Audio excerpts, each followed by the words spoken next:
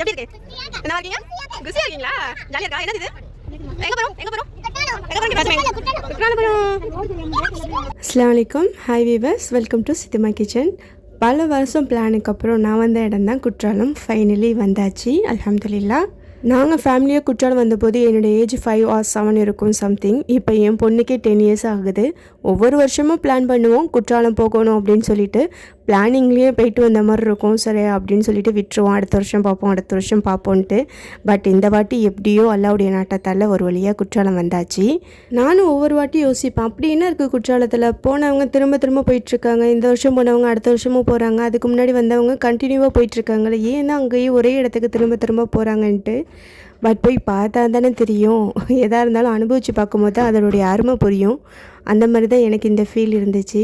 அவ்வளோ தண்ணி, அவ்வளோ ஜாலி. எத்தனை வாட்டி குளித்தாலும் திரும்ப குளிக்கணுங்கிற அந்த ஆசை செம்மையாக இருந்துச்சு. அதில் பாலருவிலாம் சொல்லவே வேணாம், அவ்வளோ சூப்பராக இருந்துச்சு.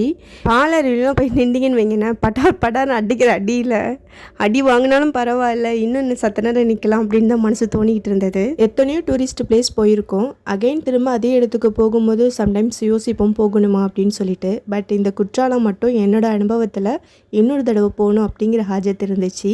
இன்ஷா அல்லாஹ். என்னோட இந்த குற்றால அனுபவம் உங்களுக்கு பிடிச்சிருந்துச்சுன்னா நம்ம சேனலை சப்ஸ்கிரைப் பண்ணி லைக் பண்ணிவிடுங்க. டாட்டா பாய், அஸ்ஸலாமு அலைக்கும்.